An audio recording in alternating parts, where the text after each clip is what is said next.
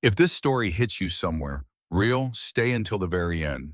Drop a comment telling me what state you were watching from. I want to see how far this reaches. The night started the way every bad night does, quietly, with a door swinging open. Marlo Ashford heard them before she saw them. The laughter came first.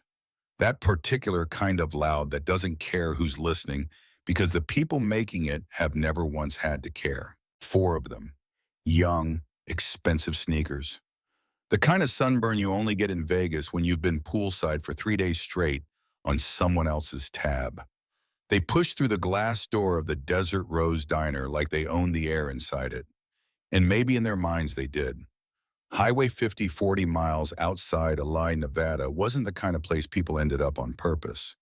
It was the kind of place you passed through or got stuck in, or like Marlo never quite managed to leave. The Desert Rose sat off the highway like a building that had been meaning to fall down for 20 years and kept forgetting to. Cracked vinyl booths, a jukebox that hadn't worked since 2011, fluorescent lights that buzzed just loud enough to make you feel slightly insane after a 6-hour shift. Marlo had been on her feet since 10 that morning. It was now almost 11 at night. She carried 3 plates in her left arm and a coffee pot in her right hand when she first noticed them sliding into the big center booth. The one she always hoped the rowdy ones would avoid because it sat right in the middle of everything. She noticed the way the other diners already started shrinking in their seats. The older couple near the window angled away. The trucker at the counter pulled his cap lower. Her co-worker, Dana, 22 and 3 months pregnant, took one look at the 4 men and suddenly found something very important to do behind the counter. Marlo set the plates down at table 6, refilled the coffee at table 2, and walked toward the center booth with her order pad. "Evening," she said, voice even. "Can I get you guys started with something to drink?" The one closest to the aisle looked up at her slowly. Blonde, square-jawed, the kind of handsome that had probably gotten him out of consequences his entire life. He let his eyes travel up and down her in a way that was slow enough to be deliberate, in public enough to be a statement. "Yeah," he said, "you can get me your number." His friends laughed. Marlo kept her smile exactly where it was and didn't move a single muscle in her face that she didn't choose to move. She'd been doing this since she was 19. You learned how to hold a smile like armor. "Pepsi lemonade," she said. "We've got sweet tea tonight. I'm serious." He leaned forward. "Preston Langford. My dad owns Pinnacle Casino on the Strip. You've heard of it." "I'll give you all a minute," Marlo said. She turned to walk away. His hand caught her wrist. Not hard, not yet, just enough to stop her, just enough to make the point. "I wasn't done talking." The diner went the specific kind of quiet that doesn't mean silence. It means everyone heard and everyone made the exact same split-second decision about what they were going to do about it, which was nothing. Marlo could feel it, the way you feel a room shift, like oxygen being slowly pulled out. She looked down at his hand on her wrist. Then she looked at him. "Let go," she said. She said it quietly. She said it like she meant it. He let go, but he smiled when he did it, which was worse. That smile that said, "I let go because I decided to, not because you asked me to." There's a difference and we both know it. She took their drink orders and walked back to the counter without looking back at them.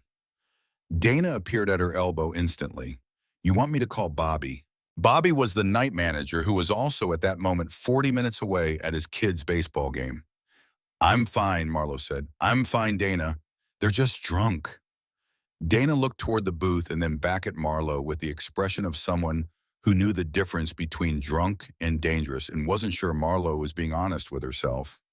Marlo wasn't being honest with herself. She refilled the water glasses at table 4 and tried to calculate the way she did every night without meaning to, how much she'd made in tips so far, whether it would cover the copay for Finn's treatment next week, whether the late notice on the electric bill could survive another 5 days. Her brother was 16 and needed a medication that cost $400 a month. Their mother had been gone for 3 years. Cancer. Their father gone longer than that. 7 years. It was just Marlo and Finn and the Desert Rose Diner and the highway stretching dark in both directions outside the window. She couldn't afford a bad night. She couldn't afford to lose this job. She kept moving.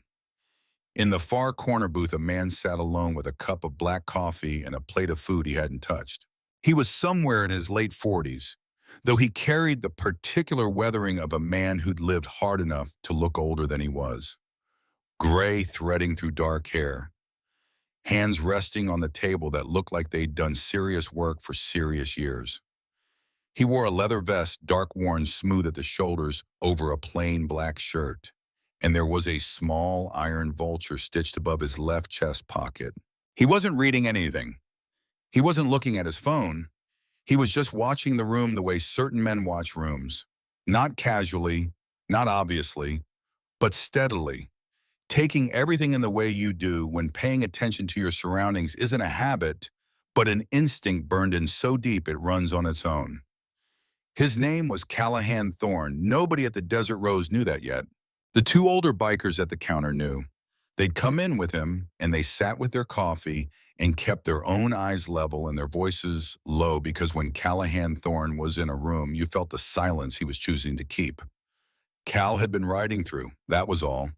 3 days in from Colorado, heading toward nothing in particular, the way he'd been heading for 7 years. He stopped here because the diner had a light on, and he was tired of the dark. He'd been watching Preston Langford since the moment the four of them walked in. Not because he was looking for trouble. Cal had spent years running from the version of himself that looked for trouble. He watched because that's what he did.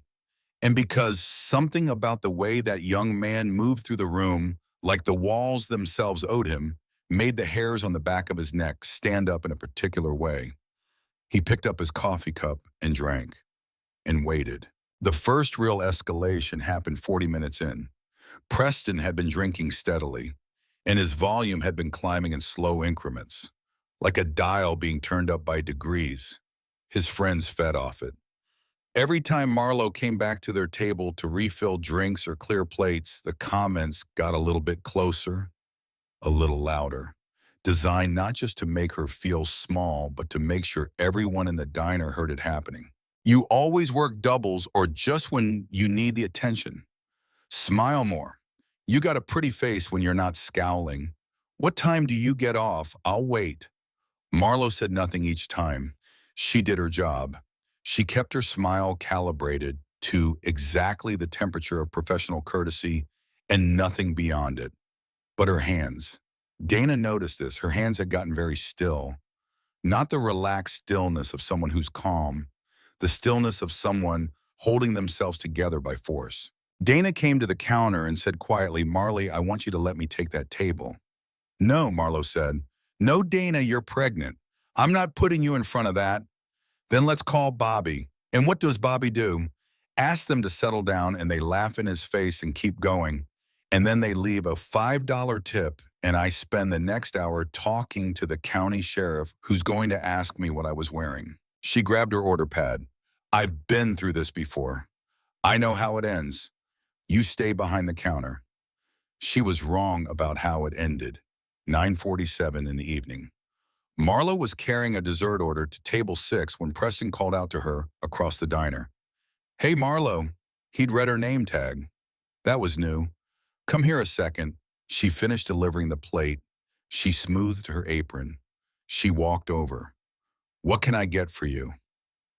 "Your number," he said, same as before. But the smile was different now.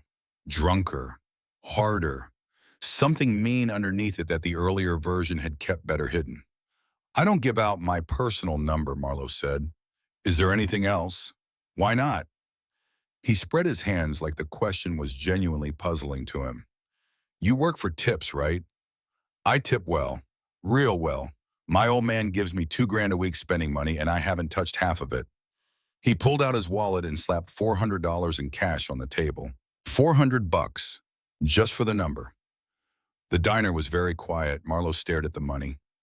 $400. $400 was exactly what Finn's medication cost next month. Her throat tightened.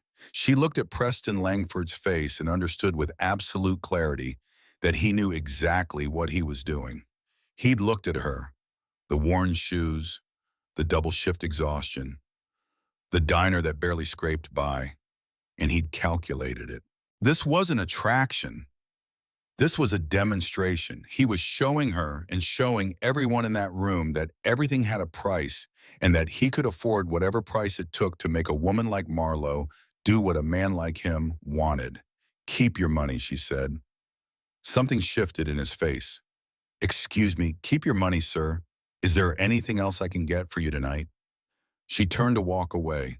That was when he grabbed her apron. The yank was sudden and hard, pulling her backward and off balance. She gasped, couldn't help it, and grabbed the edge of the nearest table to keep from falling. His friends were already on their phones, laughing, filming. Hey, he said, I wasn't done. Let go of me. Her voice came out sharper this time, cutting through the silence of the diner. Let go right now. He yanked harder. The apron string snapped, and in the half second before Marlo understood what was happening, Preston's hands found the sides of her uniform skirt. The cheapest fabric, because she'd bought the cheapest one, and he pulled. The tear was loud. It sounded like something breaking that wasn't supposed to break. Marlo went down, to the floor, both hands grabbing at herself, at the ruined fabric that wasn't covering anything the way it should anymore. And the room was full of laughter. Preston's friends laughing, filming, two of them already typing captions, and the rest of the diner was frozen. 40 people in that diner, phones out, not just Preston's friends, 3 other people, recording, some of them laughing, some of them smirking, most of them just watching. And Preston Langford stood over her and smirked.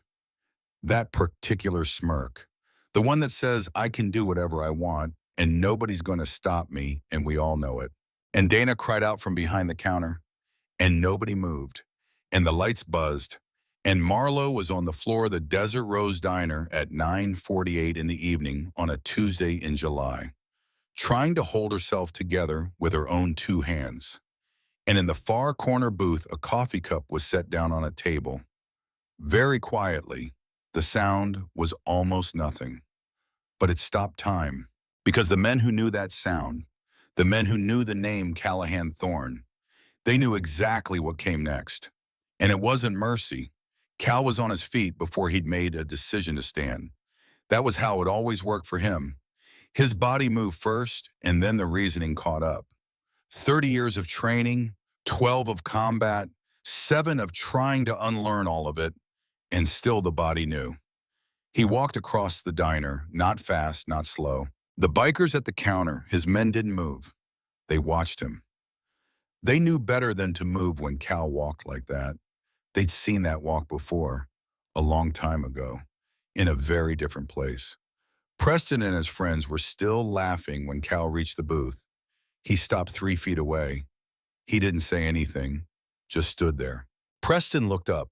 The way you look up at something when your brain hasn't told your face to be scared yet, but something deeper in you already got the message. The laughter stopped. Not all at once. In pieces, friend by friend, until Preston was the last one still smiling. And then he stopped too. Who are you? Preston said. Cal's voice, when it came, was very quiet. Right now, I'm the only thing standing between you and the worst decision you ever made in your life. He let that sit for a half second. Look at her. Preston's eyes didn't move. Look at her, still quiet, still the same voice. Look at what you just did. Preston's jaw moved. Something defensive was loading up behind his eyes. She's a waitress, man. You were just going to look down at that woman on the floor and understand what you are right now. Cal didn't raise his voice by a single degree. And then you're going to stand up and you're going to walk over there and you're going to apologize to her out loud in front of every person in this room who watched you do it and didn't do a damn thing to stop you. A pause. And then you're going to pay for every bit of damage you caused, and you're going to leave. A long silence. Then Preston laughed. It was the wrong move. Old man, do you have any idea who my father is? Cal tilted his head slightly. The way a man does when a question doesn't require an answer because the answer doesn't matter. One of Preston's friends stood up, the biggest one, the one who'd been doing the most filming. He was 6'2" easy with the broad chest of someone who'd spent a lot of time in campus weight rooms. He stepped forward and put a hand on Cal's shoulder. He had the hand on Cal's shoulder for approximately 1 second. That was as long as it lasted. What happened next was not the kind of thing that looks impressive in the movies, because in the movies it's always slow enough to watch. This was not slow. There was a shift of weight and a precise rotation, and the big friend was bent face forward over the edge of the booth table, making a sound that wasn't language. And Cal was still standing in exactly the same place he'd been standing, voice exactly as quiet as it had been. Anybody else? Nobody else. The second friend was already backing toward the wall. The third had his hands up. Preston looked at Cal with something new on his face now. A calculation going on behind his eyes. A rapid reassessment. He was drunk, but he wasn't stupid. And whatever signal Callahan Thorne put out when he stood in a room, even drunk and arrogant, and 23 years old, some part of Preston Langford received it clearly. "This is assault," Preston said. "That's for lawyers," Cal said. "Right now, I'm just a man asking you to do the right thing. Last time I'm asking." Something moved across Preston's face. Maybe it was the alcohol. Maybe it was something older and buried deeper than that. Some small surviving piece of the person he might have been if his father had raised him differently. He stood up from the booth. His face was red. His hands were shaking slightly. He walked to where Marlo still sat on the floor. He didn't crouch down. He couldn't quite manage that, but he stopped in front of her. He started. "Say it right," Cal said from behind him. Preston exhaled through his nose, looked at the floor, then at her. "I'm sorry," he said. Quiet, real, the first real thing he had said all night. "I'm sorry, I shouldn't have." He stopped, couldn't finish it. Marlo looked up at him from the floor with red eyes and said nothing. She didn't need to say anything. Preston peeled cash from his wallet, everything in it, which turned out to be close to $900, and set it on the nearest table without being asked. Then he walked to the door. His friends followed. Not one of them said a word. The door swung shut behind them. Cal looked around the diner. Every face, every person who had sat frozen while it happened. He didn't say anything to them either.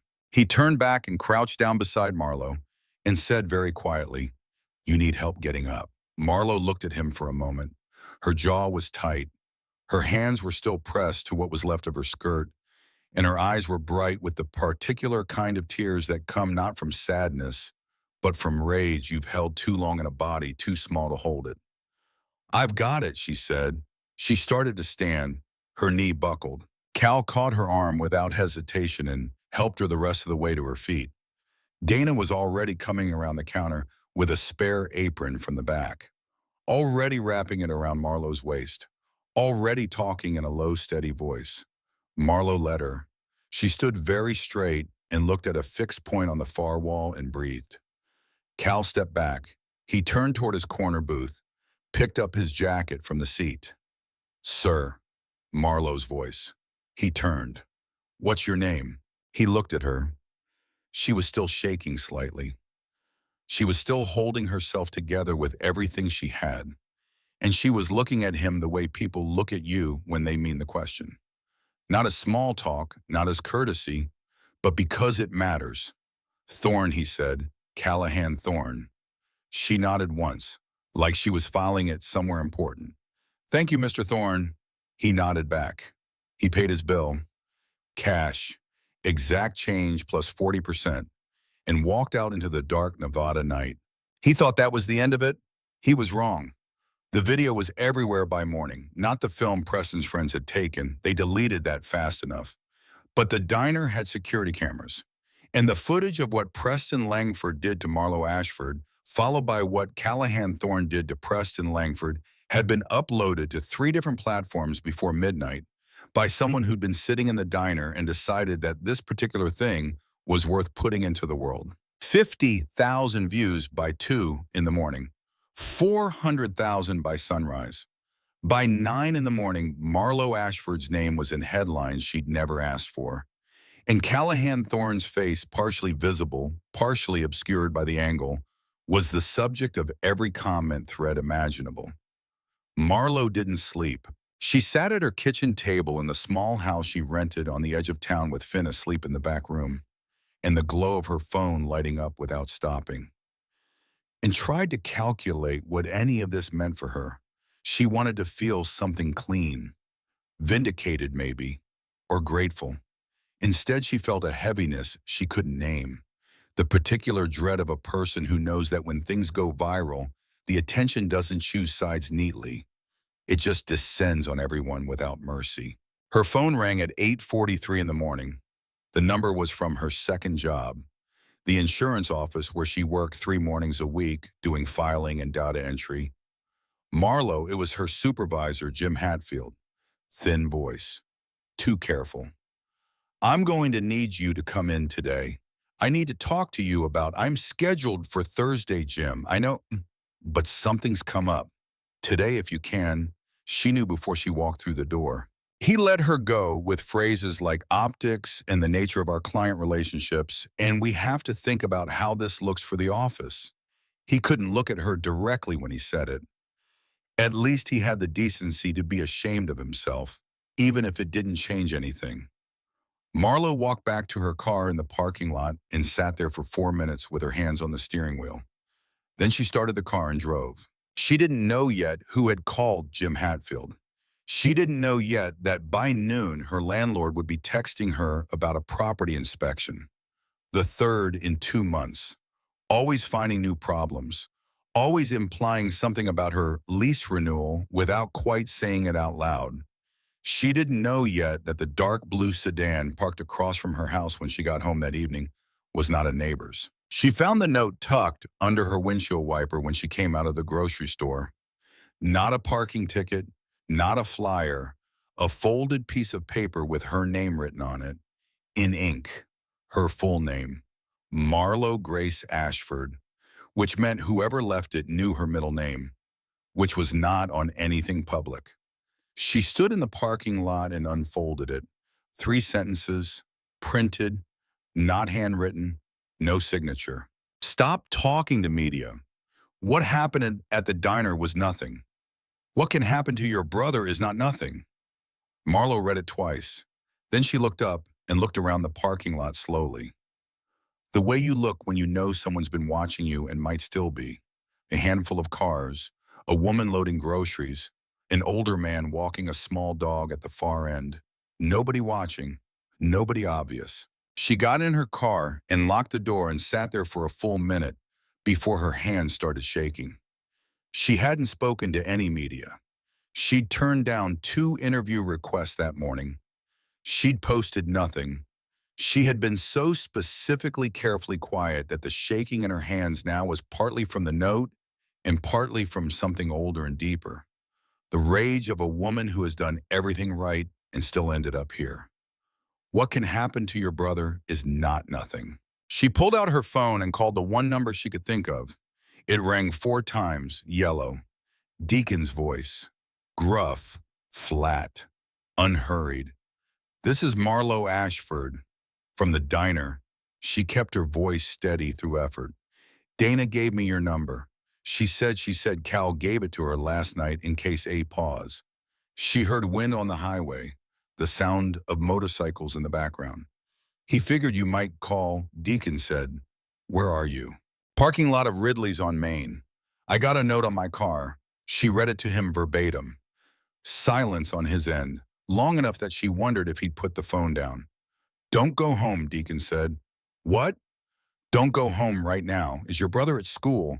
Yes, leave him there for now. He's safer in a building with people than at home. Drive it to the diner. Stay inside. Stay where staff can see you. Cal's 20 minutes out. Cal's coming back. Another pause. He never really left, Deacon said, and hung up. Cal was already off the highway when Deacon relayed the call. He'd spent the night at a roadside motel 6 miles east of Ely, telling himself he was just resting before the ride back to Colorado, knowing the whole time he wasn't going anywhere. 7 years of being a ghost had taught him that you could lie to yourself about almost anything except the things that mattered. And something about the previous night mattered in a way he hadn't felt in a long time. He didn't examine it. He just stayed. When he walked into the Desert Rose 40 minutes later, Marlo was sitting in a back booth with a coffee she wasn't drinking. And Dana was behind the counter watching the door with her arms crossed, like she intended to personally obstruct anyone who came through it wrong. Marlo looked up when Cal came in. She pushed the folded note across the table without saying anything. He read it standing, then he sat down across from her. "Tell me about your father," he said.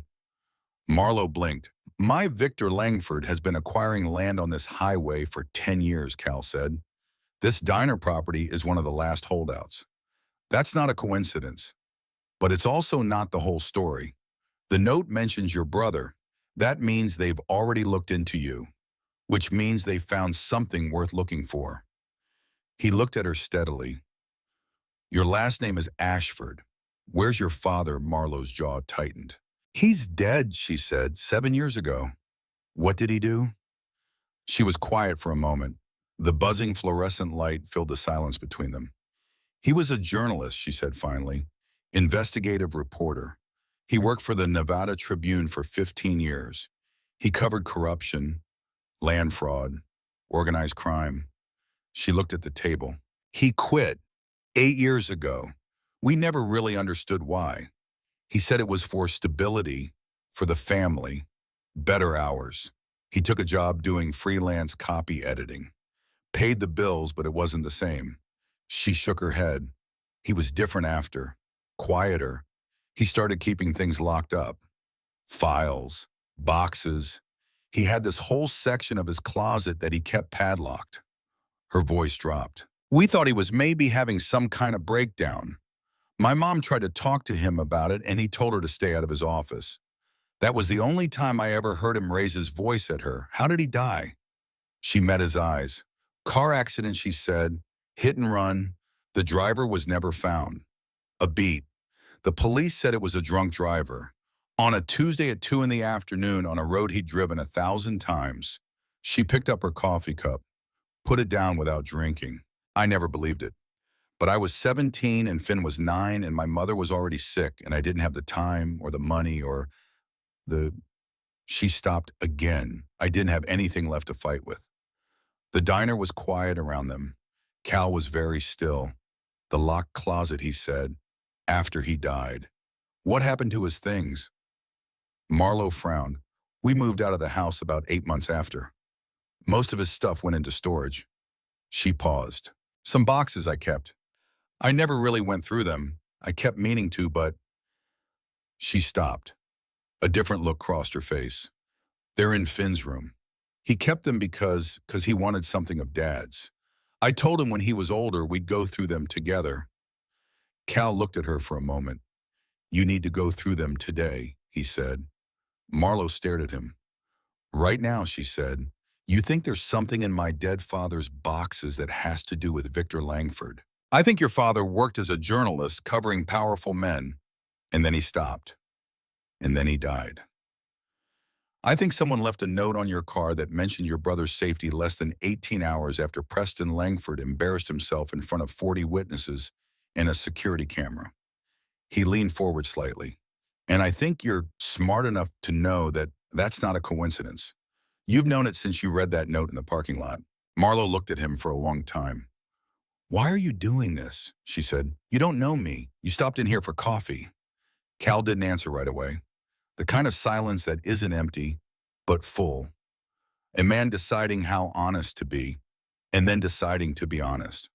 "Someone important to me once found out something about a powerful man," he said, "and she didn't have anyone standing beside her when things went wrong." He looked at his hands on the table. "I am not going to watch that happen again." Marlo held his gaze. She didn't ask who he meant. She understood somehow in the way that people understand things that are too large and too raw to be explained quickly, that the answer to that question was the kind of thing that happened to a person once and left a mark that nothing ever fully covered. Okay, she said. She picked up her keys. I'll get the boxes. Finn was 16 and he had his father's eyes and his mother's stubbornness and the particular exhaustion of a teenager who has been through more loss than teenagers are built to carry.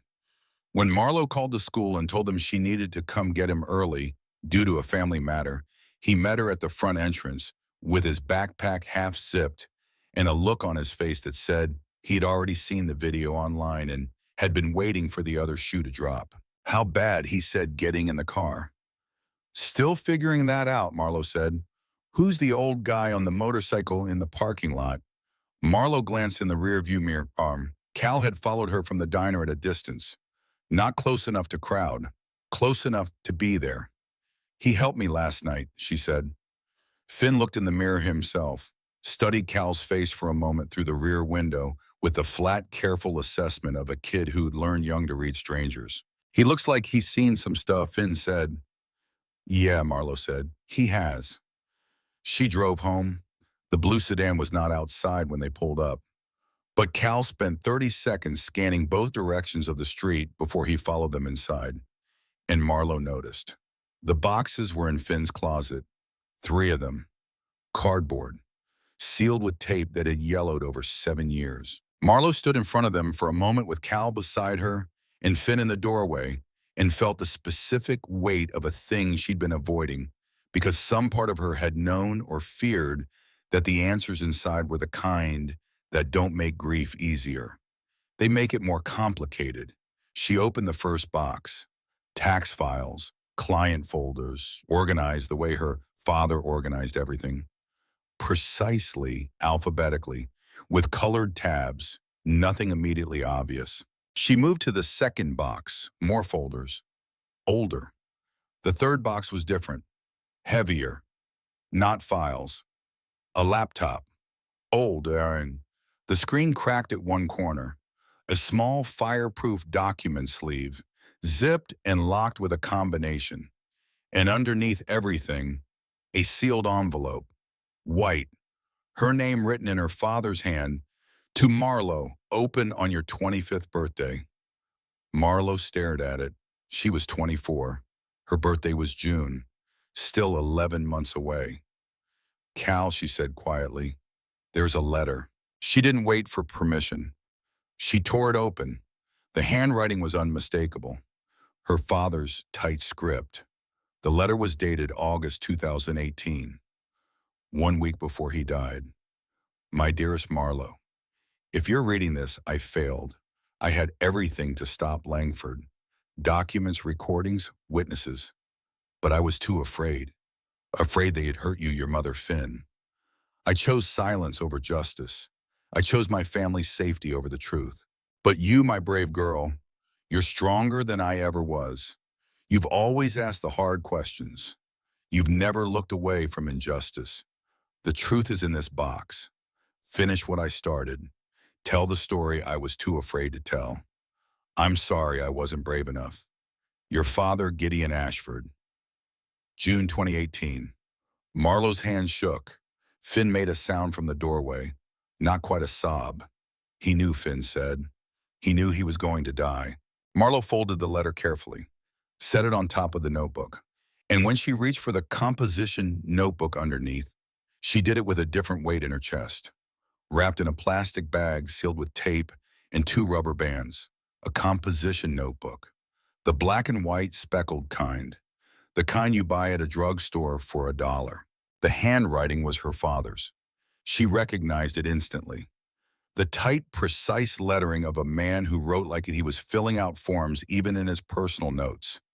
She turned to the first page. A date, 8 years ago, and a name. Pinnacle Hospitality Group. Victor Langford. Offshore transaction records. She turned another page, then another. Her father's handwriting filled every page. Numbers, dates, account codes, names of companies she didn't recognize, names of people she did, a county commissioner, a state senator, a federal judge who had been in the news 2 years ago for some kind of ruling favorable to casino development interests, And near the middle of the notebook, a section her father had underlined twice and starred in the margin. A different list, smaller, harder to read, like he'd written it fast. Property acquisitions, Highway 50, 2017 to 2022. Methods, intimidation, code violations, planted inspections, insurance fraud. And one confirmed arson. Marlo stopped reading. She looked up at Cal. He was reading over her shoulder, and his face had gone very still. There's more, he said, quietly. He pointed to a line lower on the page.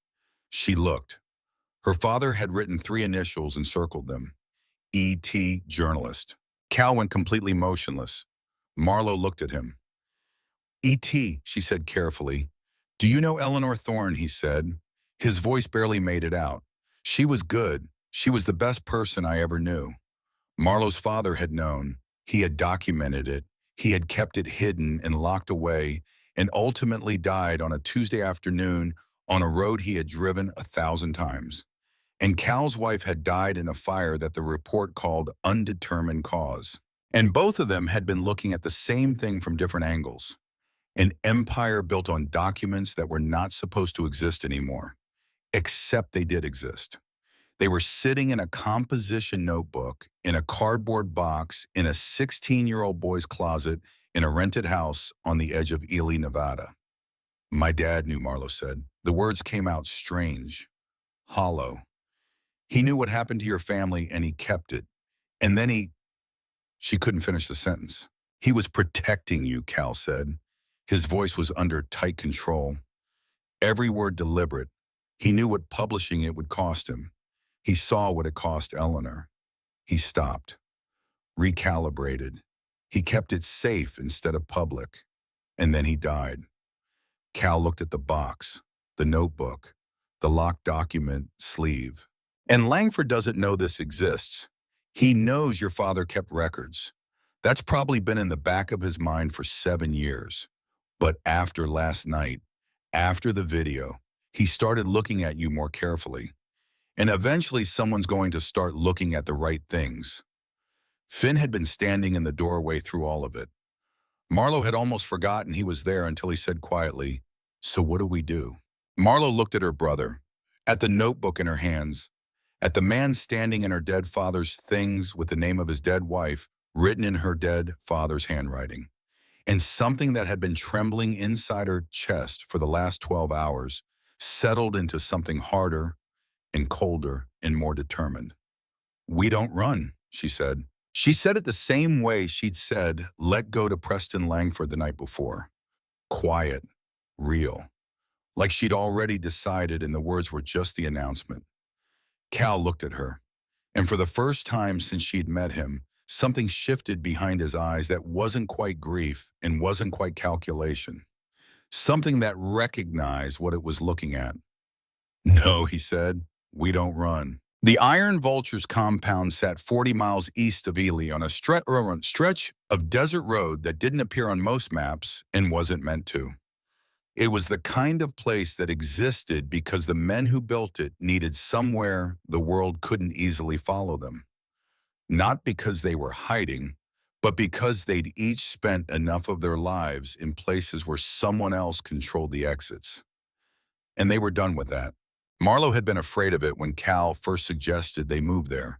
She'd imagined something from a movie, something dark and loud and populated by men who looked through you while they talked to you. She'd sat in Cal's truck with Finn in the 3 cardboard boxes and her brother's medication bag in the back seat, and she'd gripped the door handle the whole way without realizing it. What she found instead was 12 men who ranged in age from 40 to 68, who had between them 4 Purple Hearts, 2 Silver Stars, a kidney transplant, 1 divorce so recent the papers were still in someone's glove compartment, and a combined total of 19 years in various VA waiting rooms that had never adequately served them. What she found was a hand-lettered sign above the garage bay door that said, "You're safe here," in faded red paint. What she found was a woman named Carla, Deacon's wife, 60-something, silver-haired, with the calm authority of someone who had handled every kind of emergency and found none of them as bad as people expected. She took one look at Marlo and Finn and said, "Kitchen's in the back. I made chili. Sit down before you fall down." Finn ate 2 bowls. Marlo sat at the table and spread her father's notebook open in front of her and didn't eat anything. Cal stood at the far end of the table with Deacon and 2 other senior members. Bull, who was built like the name suggested and said almost nothing, and a man called Priest, who had actually been a chaplain in the army and now handled what the club quietly referred to as their community operations. The 4 of them went through the notebook page by page, and the room got quieter as they went. He documented everything Priest said finally. He had a voice like the bottom of a well, low, measured, shaped by years of delivering news that couldn't be softened. Account transfers, property transactions, bribery payments. In this section here, he turned the notebook toward Cal, pointing to a page near the end. He's got a timeline. Highway 50 land acquisitions cross-referenced with county code violation filings. Insurance claims. 3 separate incidents he marked as arson. And then he stopped. Cal looked at the page. There it was, his wife's initials again. E.T. and a date, the date of the fire. And beside it in Gideon Ashford's hand, confirmed, not accidental. Source B. Who is B, Marlo? Marlo asked from the other end of the table. Nobody answered immediately. Then Cal said very quietly, "Briggs." Deacon looked at him sharply. "The same Briggs who's been doing Langford's ground operations for the last decade," Cal said. "He used to be a cop. Lost his badge in 2014 for evidence tampering. Langford hired him the same year." He looked at the notebook. "Your father had a source inside Langford's operation. Someone who fed him information. Someone with the initial B." He looked at Marlo. "Your father didn't just keep records. He was actively building a case." Marlo pressed her hands flat on the table. "He never said a word to us," she said. The anger in her voice was the kind that comes from grief and feels almost identical to it from the outside. He carried all of this and he never said one word. "He was trying to protect you," Carla said from the kitchen doorway. Gentle, direct, the way women say the hard things when the men are still processing. "He's dead," Marlo said. "Yes," Carla said. "He is. And you're not. And now you've got what he kept." She nodded at the notebook. "So the question isn't why he didn't tell you. The question is what you do with it." The room held that sentence for a moment. Finn looked up from his bowl. The 16-year-old with his father's eyes, sitting straight, chin level. The way boys sit when they decide to be older than they are and mean it. "She's right," he said. Everyone looked at him. "Dad died to keep that safe," Finn said. "It should mean something." The plan they assembled over the next 2 hours was not elegant. It was the kind of plan that comes together when you have partial information, limited time, and the specific kind of problem-solving skill that emerges from people who have operated in conditions where the margin for error was zero and the consequences of failure were measured in lives. Cal had spent 12 years in that environment. So had Bull. So in different ways had most of the men in that garage. The notebook needed to be copied, and the copies needed to go to people who could not be pressured into destroying them. The locked document sleeve, which Cal's contact in Reno, a former FBI analyst named Torres, confirmed, likely contained digital backups on a small drive, needed to be opened without destroying whatever was inside. Marlo needed to be somewhere Langford's people couldn't get to her while they worked. And Finn needed to stay close, visible, and safe, because the note on her car had mentioned him by implication. And that was not a detail Cal was willing to treat as empty. What they didn't know, what they had no way of knowing at 7 in the evening on a Wednesday in a compound 40 miles from anywhere, was that the plan had already been partially compromised. It happened the way betrayals usually happen. Not dramatically, not loudly. It happened in a bathroom with a cheap second phone that nobody knew existed. In a text message sent in under 30 seconds. The member's name was Cole Brennan, 29 years old, prospect for 8 months, patched in 6 months ago. the youngest member by a decade. He was standing in the hallway outside the meeting room when Cal outlined the timeline, and he had debts that had nothing to do with the Iron Vultures and everything to do with a gambling problem he'd managed to hide. Because the people who noticed things in the club were watching for the kind of trouble that came from outside, not the kind that lived quietly in a man's own chest. Briggs had found him 3 weeks ago. The approach had been soft, almost friendly. Just information, Briggs said. Just general information. Nothing that would hurt anyone.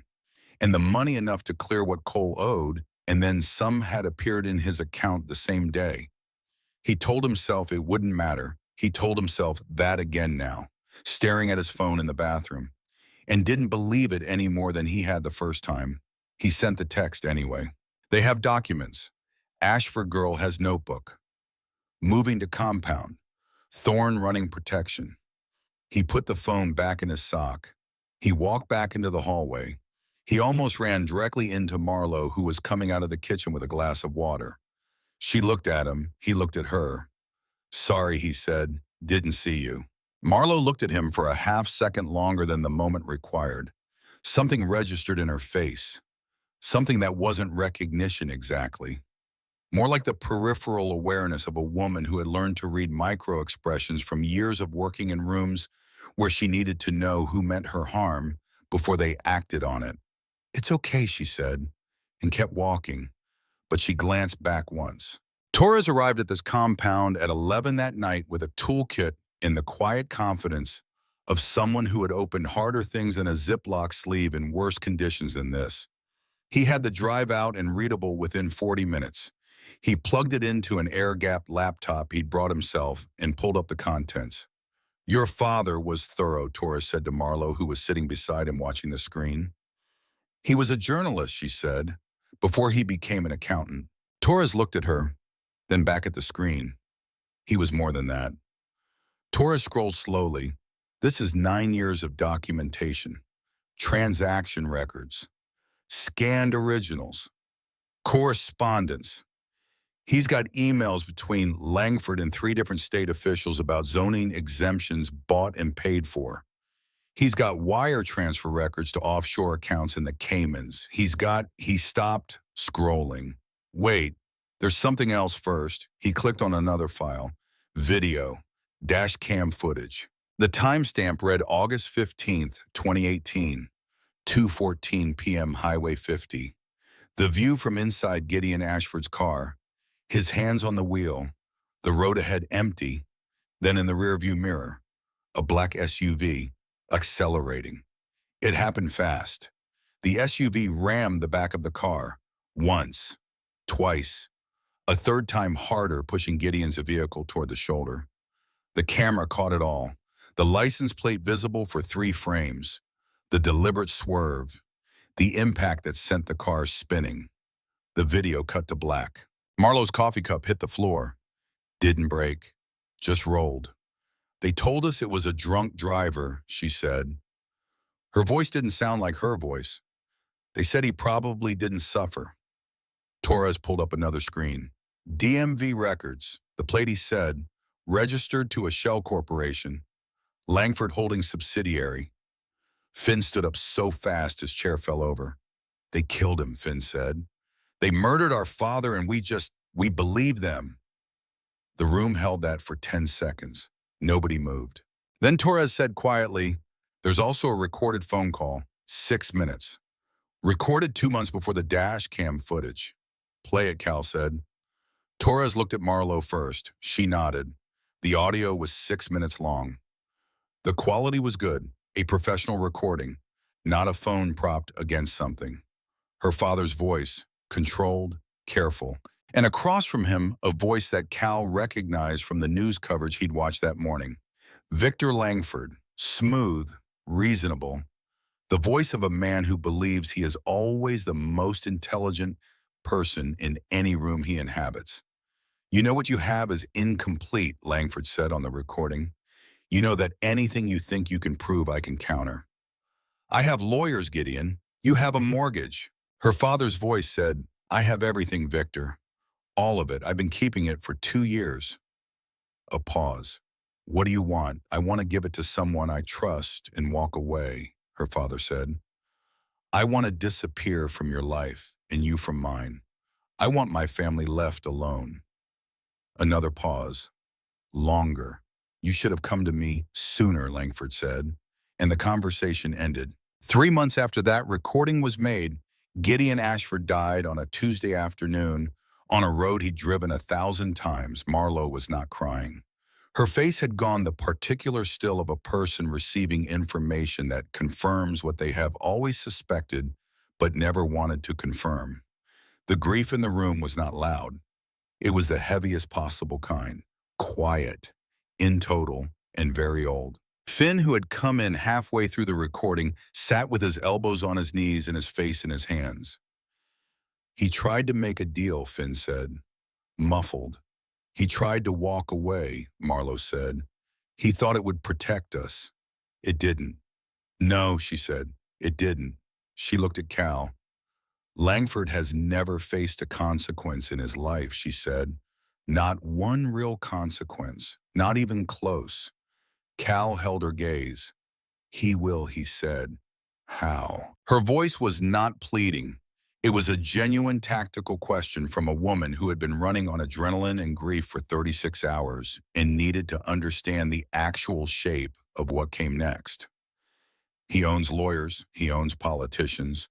We have a notebook and a drive and a recording that his lawyers will spend 6 months arguing the providence of while he moves his money and destroys anything we missed. We don't go to his lawyers, Cal said. We don't go to the local sheriff who cashed his checks for 15 years. We go direct. He looked at Torres. You still have the contact at the FBI field office in Las Vegas. Torres nodded slowly. Connolly.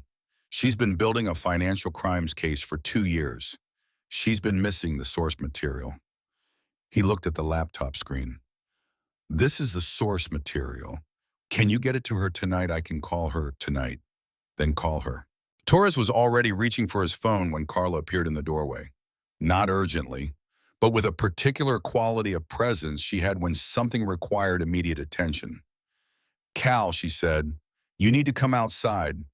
The pickup truck had been parked at the end of the access road for 40 minutes before Bull noticed it. No plates visible from the compound. Removed or covered. Impossible to tell in the dark. No movement. Just sitting there with its lights off. Engine running. Cal stood outside with Bull and Deacon and looked at it. Could be nothing, Deacon said. He said it without inflection, which meant he didn't believe it. How many, Cal asked? At least 2 in the truck. Maybe more behind it. Hard to see the ridge from here. Bull said nothing. He was looking in the other direction, toward the east side of the property where the terrain dropped off toward a shallow wash.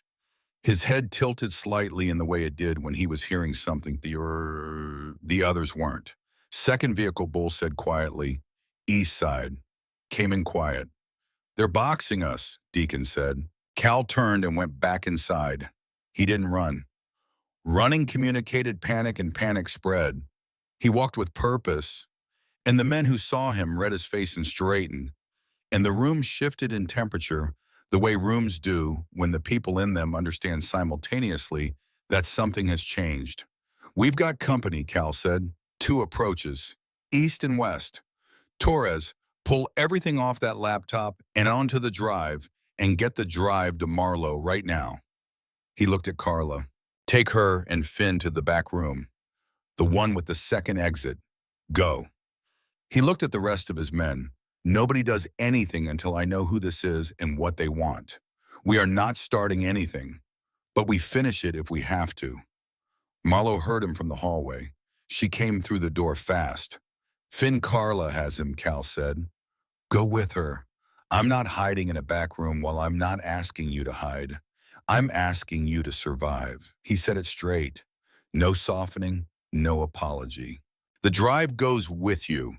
If this goes wrong, you run for the east exit and you keep running. There's a town 2 miles that direction. You call Torres' number. You keep that drive away from these people no matter what. Marlo looked at him. The sound of gravel crunching outside reached them. Closer now. Go, he said. She went. Cal turned to his men and something came back into his body that hadn't been there in 7 years. Not anger, not fear, but the cold and total readiness of a man returning to the one thing he was built for and had been trying to walk away from and could not. Bull, he said. East side, take two. Deacon, you're with me. Everyone else holds position inside until we know what we're dealing with. He was already moving. What happened in the next 8 minutes would not be simple to explain later and would not be reported accurately by anyone. It would become the subject of two separate legal proceedings in one federal investigation and a local news segment that got most of the details wrong. But the essential facts were these. The men who came for the Iron Vultures compound that night were not police.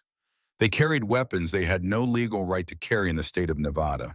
And they came with a specific coordinated approach of professionals who had been briefed on the layout and expected limited resistance. They had been told correctly the number of people inside.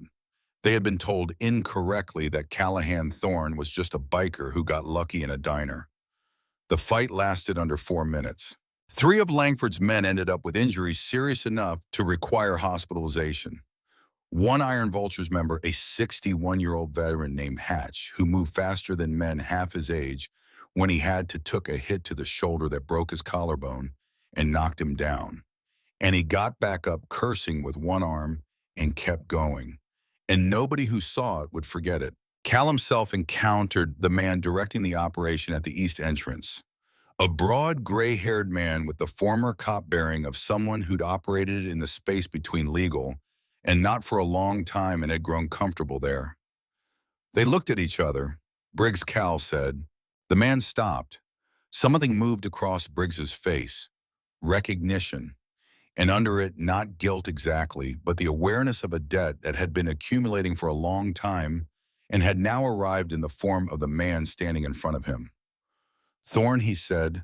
The fire, Cal said. 7 years ago. You were there, not a question.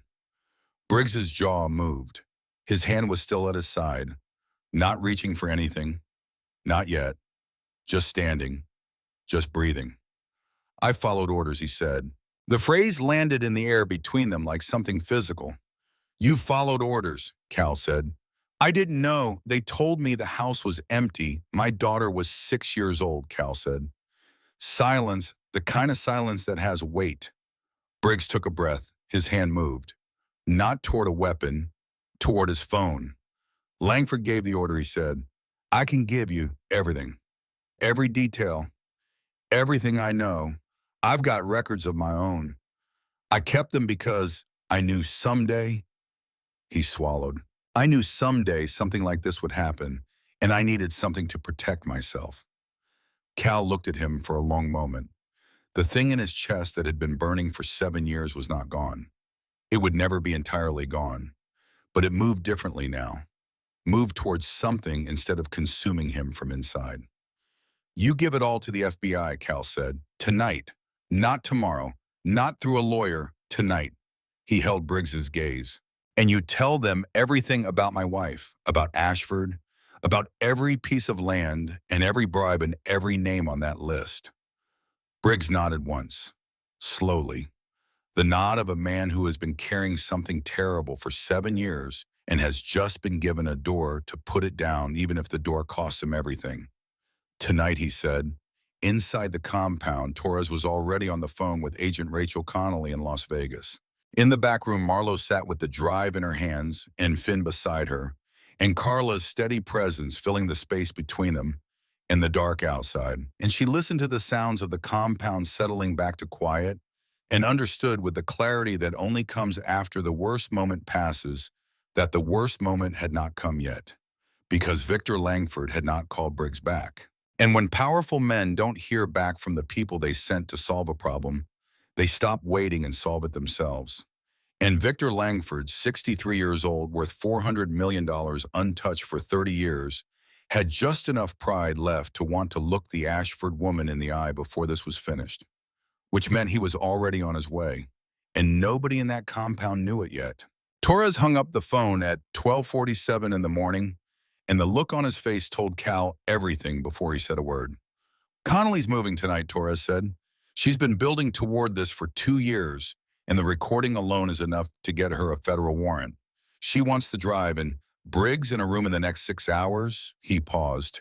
She said to tell you don't do anything that makes her job harder. Tell her I'm trying, Cal said. He walked down the hallway to the back room.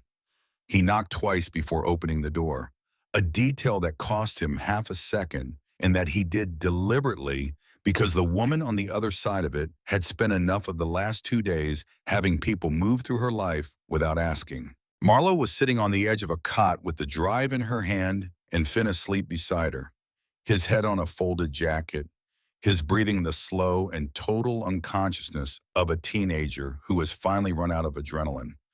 Carla was in the corner chair with her eyes open. She didn't really sleep when there was a situation. Cal knew. He'd seen her do this before. She just waited, steady and alert, like a lighthouse. Connolly is in, Cal said quietly, keeping his voice below the threshold of waking Finn. 6 hours and this starts moving through federal channels. Once it's in that system, Langford can't touch it. Marlo looked at the drive. 6 hours, she said. She handed him the drive. He looked at it. Small thing, smaller than his thumb, carrying 9 years of a dead man's courage. My father had this for 7 years, she said. He died for it, and it sat in a cardboard box, and none of it meant anything. It means something now, Cal said. It means something if we get it to Connolly. She looked at him. Who else knows we're here? The question landed in the silence of the room with more weight than she'd intended it to carry. And Cal felt the answer arrive in his gut a half second before it reached his conscious mind. That particular drop of certainty that comes from experience. From years of operating in conditions where the wrong answer to that question got people killed. He kept his face even.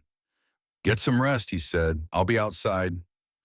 He walked back into the main room and found Deacon standing apart from the others with his arms crossed and a look on his face that Cal recognized from 15 years of reading that face in difficult situations. Cole, Deacon said, one word, just the name. Cal said nothing.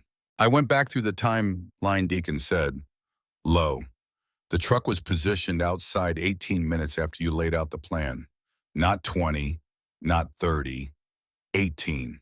Nobody outside this compound knew the plan before you described it. And Cole was in the hallway. He looked at Cal. He's in the garage right now.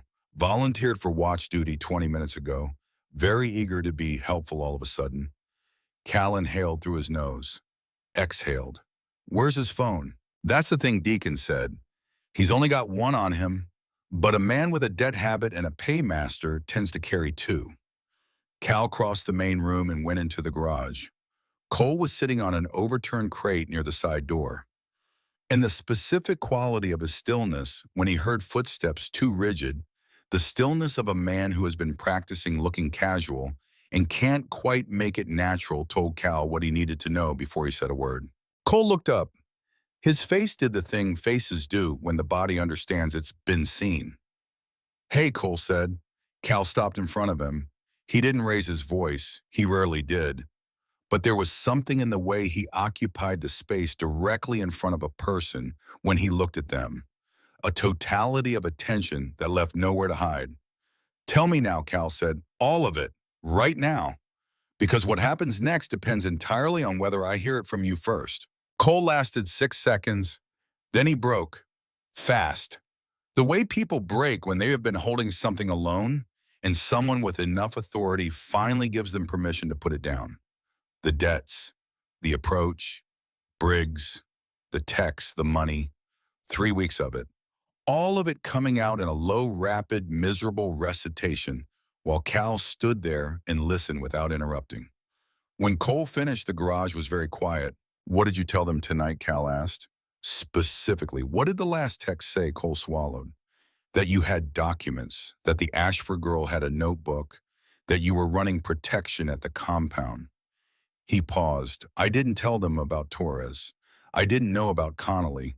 I swear to God, I didn't know they were going to send people, but you knew something would happen. Cole's jaw worked. I told myself it would just be information, he said. I told myself they just wanted to know where she was and then they'd leave it alone.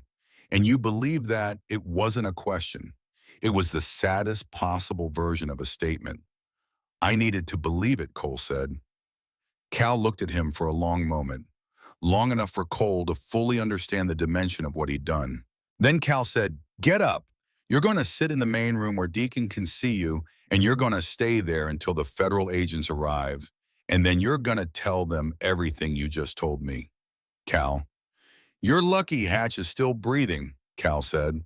"That's the only reason this conversation is still civil." "Get up." Cole got up. Cal walked him to the main room and handed him to Deacon with a look. He turned to head back when he saw Finn hunched over a laptop in the corner, the kid's fingers moving fast across the keyboard. A look of intense concentration on his face that Cal recognized from men half his age doing work 3 times as complex. "What are you doing?" Cal asked. Finn didn't look up. His voice was quiet, certain. "Dad taught me to code when I was 10. He said technology was the weapon of my generation. I thought if I could get into Langford's email, maybe there's something else. Something Torres didn't find on the drive." Cal crossed the room, looked at the screen, lines of code, a login interface, then access. Finn scrolled through emails, stopped on one dated 3 days ago. Subject line, "Carter case dismissal, final payment." He clicked it open. An email from Victor Langford to someone listed as MT, Margaret Townsend, the federal judge from Gideon's notes. Wire transfer confirmation, $200,000. Memo line, consultation fees for property dispute resolution. Finn looked up at Cal, his eyes bright, fierce. This is from last week. He's still doing it, even after the video, even after everything. He took a screenshot, backed out, cleared his tracks. "I learned to do this because Dad said knowledge was power," Finn said. "I'm using it the way he would have wanted." Cal put a hand on the kid's shoulder. Just for a second. Then he found Torres. "The kid just hacked Langford's email," Cal said. "You need to see this." Torres pulled up the screenshot on his phone, whistled low. "This is active corruption, current. Connolly can add this to the warrant." He looked at Finn with something like respect. "How old are you?" 16, Finn said. Torres shook his head. "Your father would be proud." And then he went to find Bull. The information Cole sent was general enough that Langford's people knew we were here, but not everything we had, Cal said. Which means Langford knows the first approach failed, which means he's making a different decision right now. He looked at Bull. "If you were Victor Langford and you just sent 6 men at a target and it went wrong, what's your next move?" Bull thought about it for exactly 2 seconds. "I'd stop sending other people," Bull said. Cal nodded. "That's what I think too." He said, "Get everyone on full watch, all approaches.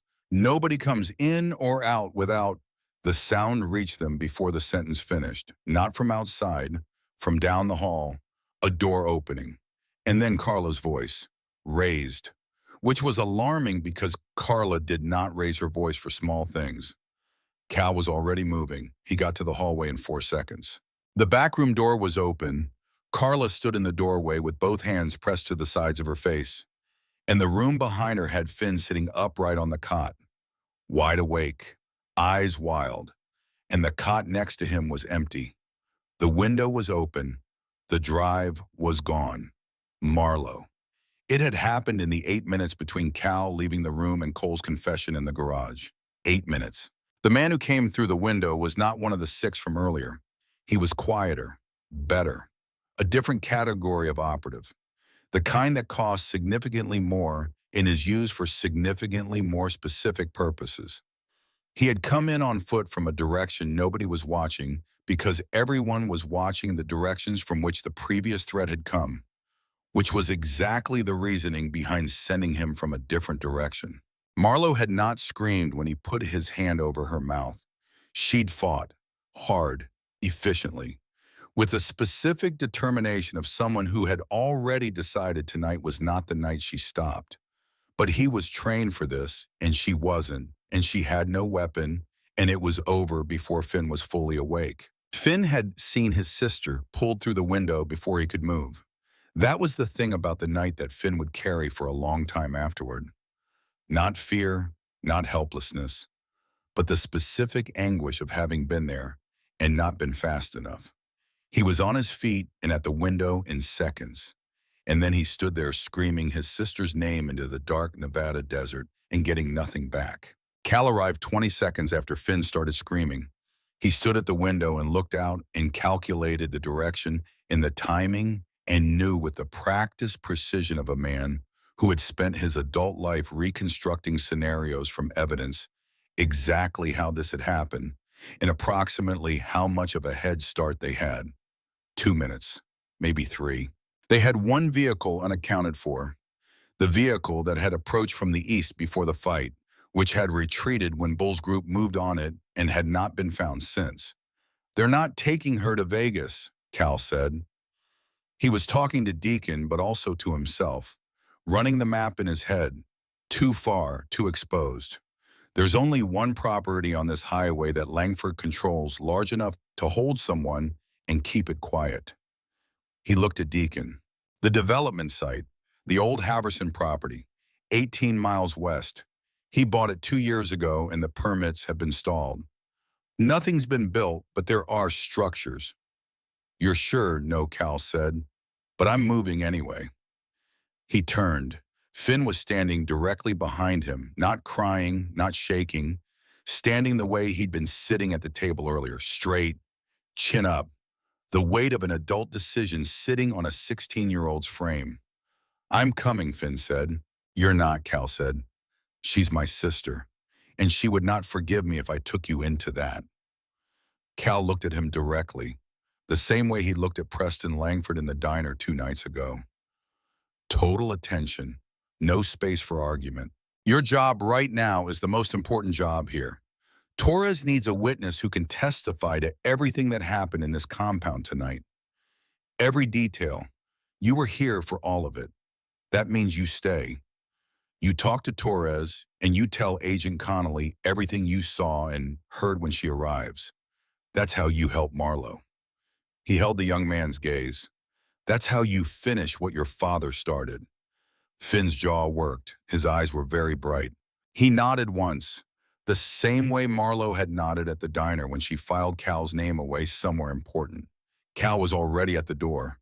The ride out was dark and fast, 4 bikes running without headlights for the first mile to avoid giving away the approach. Then lights on as they hit the highway and opened everything up. Cal in front, Deacon to his left, Bull and Priest behind. 4 men on desert asphalt at 1:30 in the morning, riding towards something they couldn't fully see, which was not a situation any of them were unfamiliar with. Cal rode and thought about Marlowe. He thought about her on the floor of the diner, holding herself together. He thought about her hands on her father's notebook, turning pages with the controlled, careful movements of someone absorbing damage without letting it show. He thought about the way she'd said, "We don't run," not bravely, not dramatically, just as plain fact, the way people state things that are simply true. He thought about Eleanor. He always thought about Eleanor. The guilt of it was different tonight than it had been for 7 years. Usually it sat on him like something he deserved. Tonight it felt not lighter but differently shaped, like it had become something else. Not absolution, nothing that clean, but purpose. The kind that comes from the specific understanding that the past cannot be undone. But the present right now on this highway at this speed, the present was still happening and still mattered, and he was still here and still moving. He pushed the throttle harder. Victor Langford was not what Marlowe expected. She'd built an image of him over the last 48 hours, from the footage and the reports in her father's notes. And the image was of a man who looked like power, imposing, loud in some refined way. The kind of person who fills a room by design. The man sitting across from her in the prefab office of the Haverson development site was 63, medium height, slightly soft in the way of men who haven't needed physical strength for 30 years. He was dressed neatly, even at this hour. Pressed shirt, watch that cost more than most people's cars. He held a glass of water and he looked at her with the alert, evaluating expression of someone conducting a business meeting. That was the thing that made her skin crawl. He wasn't angry. He wasn't theatrical. He was just assessing. "You're Gideon Ashford's daughter," he said. It wasn't a question. Marlowe's wrists were zip-tied in front of her. She sat straight in the chair and looked at him and didn't answer. He was a good man, Langford said. Meticulous, honest, which is not always an asset in the industry. He turned the glass slowly. He made the mistake that careful people sometimes make. He assumed that documentation was the same thing as power. He was right, Marlowe said. Langford smiled, patient, the smile of a man who has heard arguments before and found them uncompelling. "Your father had 9 years of records, and he's been dead for 7 years. Nothing happened." "Because nobody knew where to look," Marlowe said. "Now they do." Something moved in his face. Not concerned, not quite. More like the recalibration of a chess player who has seen an unexpected move and is deciding how to respond. "Where's the drive?" he said. "Not here. Where is it?" "With someone you can't reach." She held his gaze. "It's already moving. You're already too late. You just don't know it yet." He stood up and walked to the window and looked out at the dark desert for a moment. And Marlowe used those 3 seconds. She had the phone before he turned around. Not hers. Hers was gone. This was a phone belonging to the woman who had brought her a bottle of water 20 minutes ago. One of Langford's people.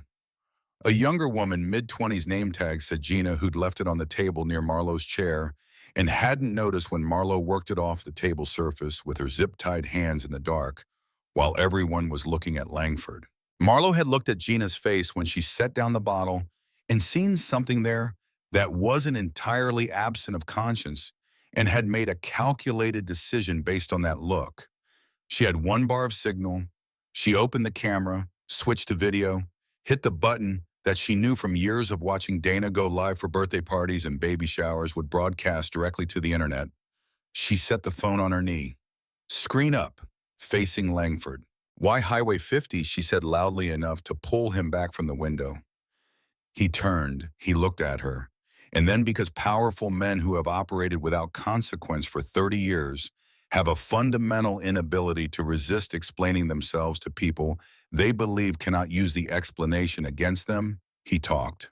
He talked about the corridor, the casino development, the luxury resort strip he had been planning for a decade, running 40 miles along Highway 50, requiring the removal of every working-class business and home currently sitting on the land he had been quietly acquiring. He talked about it the way people talk about vision, with the serene confidence of someone who has already decided that what they want is equivalent to what should happen, and that people who stand in the way of it are simply misunderstanding history.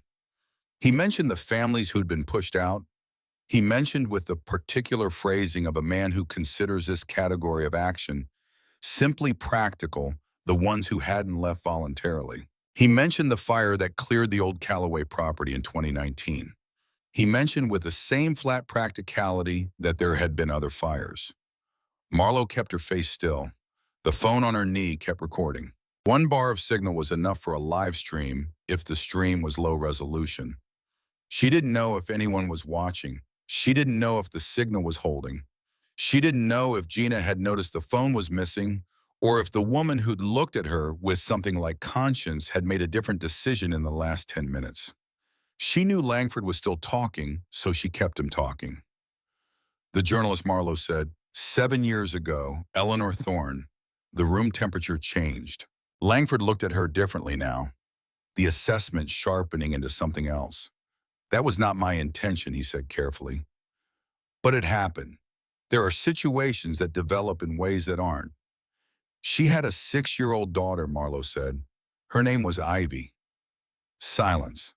The first real silence of the conversation. Langford looked at her with something that might on a better man have been shame, and on him was only the recognition of a liability. "Who else knows you're here?" he said. The door opened. Not Langford's people. Cal. He came through the door the same way he'd crossed the diner floor. Without theater. without a word, with the total and undivided purpose of a man who has located the thing he came for and is now simply closing the distance. Two of Langford's men moved. Bull and Priest, coming through behind Cal, handled both of them before they cleared their holsters, and the sounds that followed were brief and conclusive and left both men on the floor without being dead, which Cal had specifically requested on the ride over. Langford took 3 steps backward. He hit the wall. He looked at Callahan Thorne, the man whose family he had destroyed and whose name he had looked up and read about 48 hours ago in a security file. And for the first time in 30 years, Victor Langford felt the specific cold of a man who has run out of space between himself and a consequence. "Wait," Langford said. Cal reached him. He didn't hit him. He didn't need to. He took Langford by the collar of that pressed shirt, and he held him there against the wall, and he looked at him from a distance of 8 inches and said nothing. Just looked. The way you look at something when you've been carrying it for 7 years. "Your wife," Langford started. "Don't," Cal said. I don't want anything from you," Cal said. "I want you to still be breathing when the federal agents get here. That's the only thing I want from you right now. And I need you to understand how much effort that is costing me." Langford stopped talking. Cal stepped back. He crossed to Marlowe and pulled a folding knife from his pocket and cut the zip tie in one clean motion and held her arms steady as she stood because she'd been sitting rigid for over an hour and her legs were uncertain under her. She held up the phone, still recording, 1 bar, still live. "How long?" Cal asked. 11 minutes, she said. He stared at the phone, then at her. "You got him on camera," he said. Not a question. "He likes explaining himself," she said. The sound of vehicles reached them. Multiple, coming fast from the highway, not motorcycles, engines that belonged to large vehicles moving with authority. Deacon appeared in the doorway. "Connolly," he said, 4 federal vehicles. She must have been already heading this direction when Torres called. Torres appeared behind him. He looked at Marlowe. He looked at the phone. He looked at the live stream counter in the corner of the screen. The number of current viewers climbing steadily, already past 80,000. And his expression was one of a man who has been in this work long enough and to recognize a moment when it happens. "That's going to be on every news station in the country by morning," he said. "Good," Marlowe said. Outside, the vehicle stopped. Doors open. Agent Rachel Connolly's voice clear, sharp, carrying the particular authority of someone who has been building toward this moment for 2 years and arrived to find it already halfway done, cut through the desert night. Federal agents. Nobody moves. Marlowe finally exhaled. The phone was still in her hand. The stream was still running. And across the internet, in the middle of the night, 80,000 people were watching a 63-year-old billionaire standing against a wall in the Nevada desert. His pressed shirt slightly wrinkled for the first time in 30 years. Looking at a 24-year-old waitress with zip tie marks on her wrists and her dead father's drive in her pocket. And somewhere in that 80,000 people in living rooms and kitchens and hospitals and all-night diners across the country, the viewers who watched saw something in Marlowe Ashford's face in that moment that they recognized even if they couldn't have named it. The look of a person who has been afraid for a very long time and has finally completely stopped. Cal stood beside her. He didn't say anything. He didn't need to. And in the corner of the room, Victor Langford looked at the phone in Marlowe's hand and understood for the first time in 30 years that the thing he feared most had finally found him. Not justice, not the law, the truth, told by the daughter of the man he'd killed to keep it quiet, traveling at the speed of the internet, to everywhere. Agent Connolly was a compact woman in her mid-40s who moved through the Halverson site like someone who had been running toward this particular moment for 2 years and was not going to waste a single second of it now that she'd arrived. She had agents on every exit before her SUV fully stopped. She had Langford in federal custody and read his rights before he'd managed to compose his face back into something that resembled its usual confidence. She had the drive from Marlowe's hand logged into evidence, photographed and documented within 12 minutes of walking through the door. She was good at her job. She pulled Cal aside while her team worked the room. You understand I have about 40 questions, she said. Ask them, Cal said. The stream, she said. 80,000 viewers when I walked in here. It's at 400,000 now. It'll be everywhere by sunrise. She studied him. She did that herself. She did everything herself, Cal said. I just drove. Connolly looked at him for a moment with the expression of someone deciding how much of what she's being told is literally true. Briggs, she said, my people picked him up 20 minutes ago. He's already talking, hasn't stopped. She paused. He confirmed the fire, both of them. The words landed on Cal the way he'd expected them to land, like something structural giving way. Not a surprise. He'd known it since Briggs said I followed orders in the dark of the compound. But confirmation was different from suspicion. Confirmation was a door closing permanently on the one remaining room where maybe it had been different. Maybe it had been an accident. Maybe the universe hadn't been that deliberately cruel. It had been that deliberately cruel, Thorne Connolly said. Her voice had shifted slightly. Still professional but human. I'm sorry. Cal nodded once. Will it be enough, he asked, to hold him, to keep him from walking out of this on a technicality in 6 months? With Briggs's testimony, the recording, the dash cam footage, Finn's hacked emails, the financial records, and 400,000 people who watched him describe ordering arson on camera, Connolly allowed herself the smallest possible version of a smile. Yeah, she said, it's going to be enough. Marlowe found Finn in the back of one of the federal vehicles with a blanket around his shoulders and Torres sitting beside him. And when Finn saw her come around the side of the vehicle, he was out and moving before she could say his name. He hit her hard enough that she took a step back and she wrapped both arms around him and held on. And neither of them said anything for a long time because there wasn't anything that needed saying that the holding didn't already cover. When he pulled back, his eyes were red, but his voice was steady. I talked to Torres, he said. I told them everything. All of it. I know, she said. You did good. I found Dad's recording on the drive before Torres took it, Finn said. I listened to it. He looked at her. Something behind his eyes that was older than 16. Older than either of them had earned the right to be. He tried to protect us. Yeah, Marlowe said. It still ended up here. Yeah, she said again. Finn looked at the site, at the federal agents moving, at the vehicles, at Victor Langford being walked toward a federal transport and zip ties that were considerably more official than the ones that had been on Marlowe's wrists an hour ago. Is it over, Finn said. Marlowe looked at Langford, at his posture, still upright, still trying for dignity, but diminished in some way that went deeper than the handcuffs. The specific diminishment of a man whose story has finally been told by someone other than him.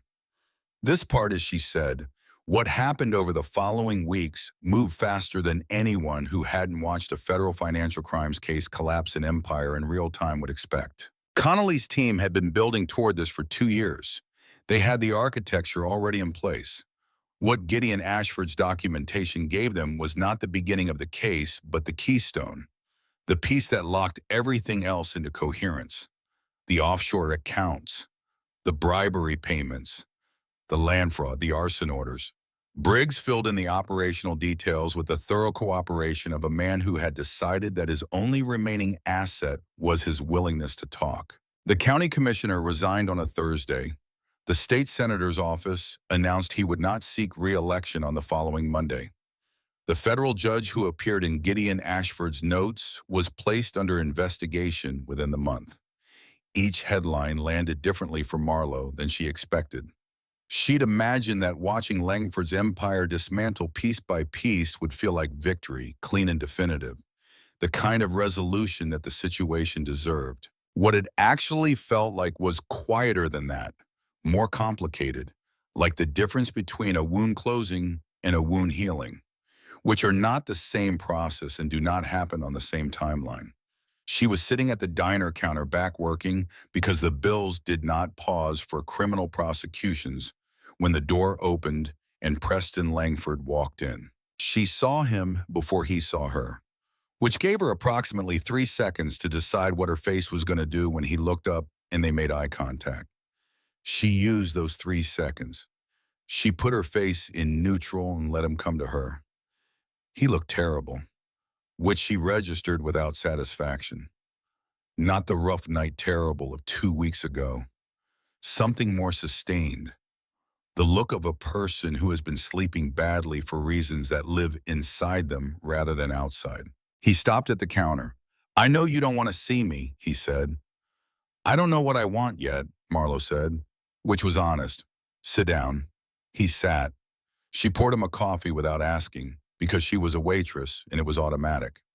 And he looked at the cup with something that might have been gratitude or might have been shame or was probably both. "I called Connolly's office 2 days after the compound," he said. He wrapped his hands around the cup. "My mother showed up the morning after the compound. First time I'd seen her in 5 years. She left when I was 18, divorced my father, took nothing, just walked away." He looked up at Marlo. She told me why. She said she found out what he'd been doing, the fires, the intimidation. She said she tried to stop him, and he told her if she ever spoke about it, she'd disappear like the others. "So she left me." His voice cracked slightly. "She left me with him because she thought that was safer for me than trying to take me.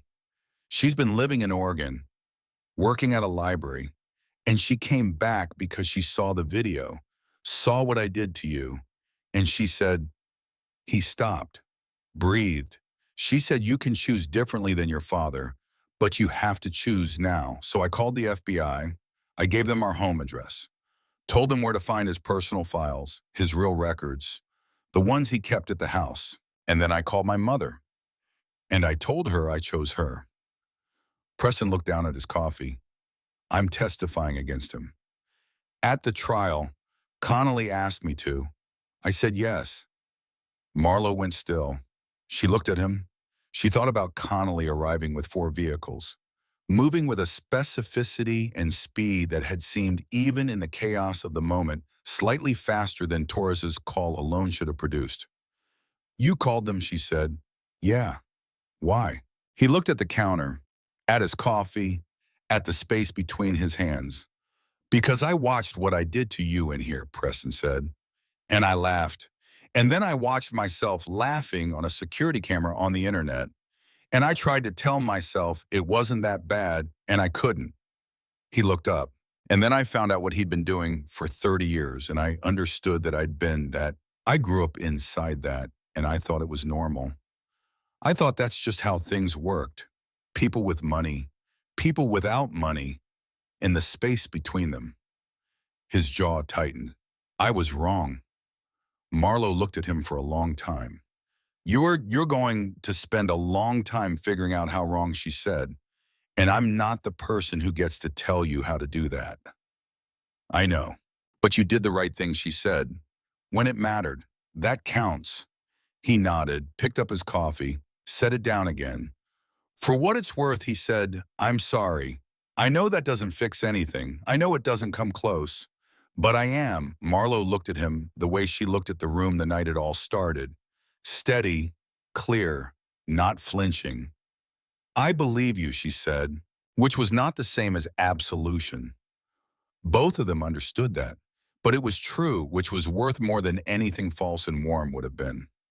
He left 20 minutes later, and Marlo stood behind the counter and watched him go, and felt the particular complexity of a person who has learned that the world is not divided cleanly into people who harm and people who don't, but into people who harm and then run from it, and people who harm and eventually turn around. She refilled the coffee at table 3 and kept moving. The garage compound changed in the months that followed. Not physically, it was still the Iron Vulture's place, still 40 miles east of Ely on the road that didn't appear on most maps. But what happened inside it changed. What it was for changed. Priest put together the paperwork for a nonprofit, legitimately, with a lawyer, with filing fees and a board of directors and a name, Vulture's Watch, Community Protection Services. Carla ran the intake program. which helped women leaving dangerous situations find temporary housing resources and the specific kind of practical assistance that comes from people who have no bureaucratic overhead and no patience for waiting. Torres helped them connect with the FBI's Victim Services Network, which gave them reach that the club alone couldn't have had. The veterans came on their own, the way they always had, because word spreads differently in that community than in others. Not through advertising, but through the specific trust of one man telling another man that this is a place where they won't be handled. Within 3 months, there were 7 of them at the Thursday evening cookout. Within 6, there were 14. Hatch's collarbone healed. He complained about the physical therapy constantly and did every session without missing one, which everyone pretended not to notice. Cole testified at his federal hearing. He received a reduced sentence for full cooperation and spent 8 months in county and 3 years of probation. And when he came back, the garage was not the same as it had been when he left it. Not because of what he'd done, but because of what had happened since. Deacon told him that he had 2 options: earn it back or don't come back. Cole stayed. He earned it slowly, without anyone making a speech about it. Marlo started nursing school in January. She was 25 by then. The youngest person in her prerequisites class was 22, and the oldest was 51. A retired teacher named Donna who wanted something new. And on the first day, Marlo sat next to Donna because Donna had arrived early and chosen a seat near the window and smiled at Marlo when she came in. And that was enough. Finn's medication was covered now, not by tip money and double shifts, but by a victim compensation fund tied to the federal case. One of the outcomes nobody had specifically anticipated, but which Connolly's office had quietly made possible. He was a junior in high school. He had joined the debate team, which nobody saw coming except Marlo, who had watched her brother argue with authorities since he was 9, and thought obviously. She called Cal on a Tuesday evening in March. "How's the school?" he asked. "Hard," she said. "Good hard. The kind where you go home tired because you learned something, not because you survived something." "That's the best kind," he said. "How's the garage full?" he said. She could hear something in his voice that she hadn't heard in the early days. Not happiness exactly. Cal was not a man built for uncomplicated happiness. Something more sustainable than that. Something that had settled into him the way things settle when they find the right level. Priest is talking about expanding the intake program. Carla already has 12 women on the waiting list for housing support. Bull got a dog. Bull got a dog. Enormous animal. Has no idea what to do with it. It sleeps on his feet. Marlo laughed. An actual laugh. The kind that had surprised her a little when it came out. "I'm coming out Saturday," she said. "I have something for you." A pause. "You don't have to drive all the way out here." "I know I don't have to," she said. "I want to." She found him on Saturday evening where she somehow knew she'd find him. Outside the garage, sitting on an old wooden chair, watching the desert sky go through its colors as the sun went down. The Nevada desert at sunset was not subtle about it. It committed. She sat down in the chair Carla had already put beside his because Carla anticipated things, and she put the envelope on her knee and didn't hand it to him right away. They sat in the quiet for a while. "Torres heard from Connolly last week," Marlo said. "Langford's legal team is trying to negotiate a plea." She said no, she's going to trial, Good Cal said. Briggs is confirmed as the primary witness for the prosecution. She said his testimony is solid, the kind that doesn't shake under cross-examination because people who've been carrying guilt for 7 years tend to know every detail by heart. Cal nodded. His eyes were on the horizon. "I got the final forensic report," Marlo said, "about my father, the accident reconstruction team." She stopped, took a breath, let it out. They confirmed it wasn't an accident. The vehicle that hit him was a deliberate strike. They have the model from paint transfer evidence. And Briggs confirmed the rest. She looked at her hands. "So now I know." "Does it help?" Cal asked quietly, genuinely. "I don't know yet," she said. "Ask me in a year." He nodded. She picked up the envelope. I talked to the detective who handled your family's case, she said. He's cooperating with the federal investigation now. He confirmed that photos from the original scene were preserved in the evidence archive. She held the envelope out. I requested copies. I thought you should have them. Cal looked at the envelope. He didn't reach for it right away. A man preparing himself for something. Then he took it. He opened it slowly, slid out the photograph inside. It was a photograph of two people, a woman with dark hair and a laugh that came through even in a still image, and a small girl of about 5 or 6 sitting on the woman's lap with her arms around her mother's neck. Both of them caught in the middle of something joyful. The specific unguarded joy of people who don't know they're being photographed and are just happy in the moment they're in. Cal held the photograph with both hands. Marlo watched him and didn't look away because looking away would have been the smaller thing. His hands were steady. His face was not entirely. Something moved through it that had been waiting a very long time to move. Not released, not resolved, but acknowledged. Held without hiding. The difference between a man who has been refusing to grieve and a man who has finally given himself permission. She was good, he said. His voice barely made it out. She was the best person I ever knew. I know, Marlo said. My father's notes, the things he wrote about her work, about what she was trying to do. He admired her. He was scared. And he didn't go public the way she did, and he lived with that. And I think part of why he kept everything so carefully was because of her.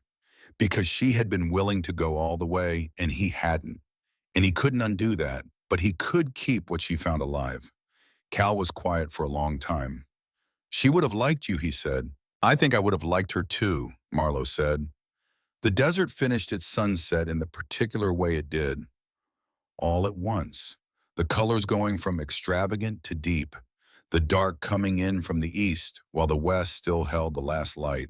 Somewhere inside the garage, someone started the grill and the smell of it drifted out. Voices carried, Priest's low rumble, Finn's voice, which he'd arrived with an hour ago and promptly disappeared into a conversation with the veterans that Marlo could hear, was about something she didn't fully follow, but that Finn was clearly engaged with at full capacity. Hatch was telling a story at full volume.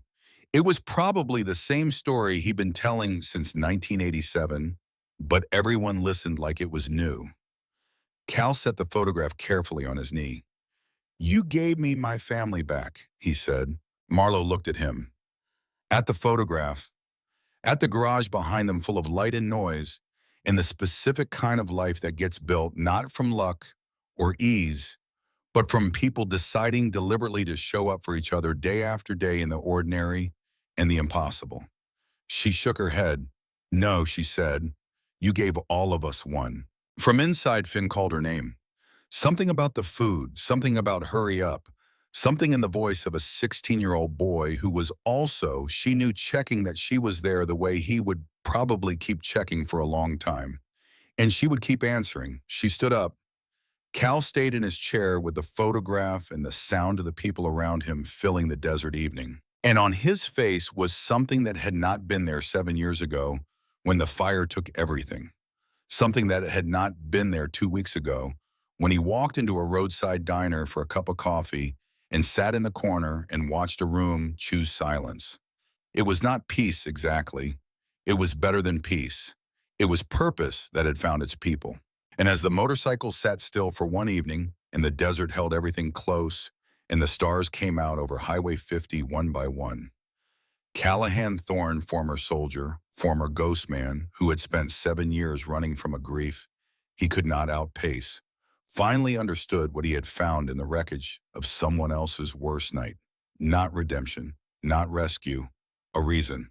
And a reason, it turns out, is the one thing powerful enough to make a person stop running and finally completely come home. The stars were out now, full desert night, the kind of dark that makes the light inside mean something. Marlo walked back into the garage. Finn grabbed her hand without thinking, 12 years old in that gesture. She let him. They ate. They told stories. Hatch told the one about the thing that happened in Kandahar, In 2009 that nobody believed but everyone had heard 6 times. Carla served pie. Bull's dog, a mastiff named Tiny, because of course it was begged shamelessly at every table. And sometime around 10 when the fire was burning low and people were starting to think about the ride home, Marlo found herself standing next to Cal one more time. You know what the best part is, she said. Cal looked at her. I'm not afraid anymore, Marlo said. For the first time in 7 years, maybe longer. I'm not afraid of what comes next. She looked at the compound, at Finn laughing at something Priest said, at Carla refilling coffee, at all of it. Dad spent 7 years scared.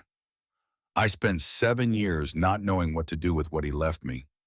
But now you finished it, Cal said. Now I know what brave looks like, Marlo said.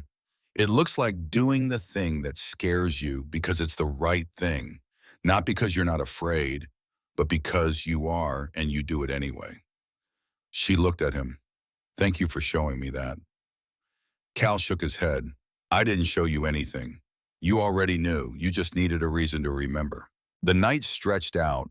The desert held them.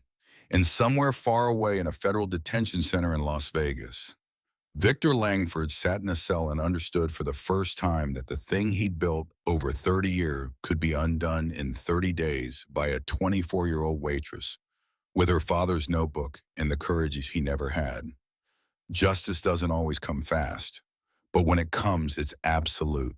And in a diner 40 miles outside Ely, Nevada on Highway 50, where none of this was supposed to matter, it mattered. It mattered because one man put down a coffee cup. It mattered because one woman said we don't run. It mattered because 40 people did nothing and the 41st person did everything. If this story reached you, if it meant something, leave a comment. Tell me where you're watching from. Tell me your story, because this one isn't just about Marlo and Cal. It's about every person who ever had to decide, do I stay silent or do I speak? Do I run or do I stand?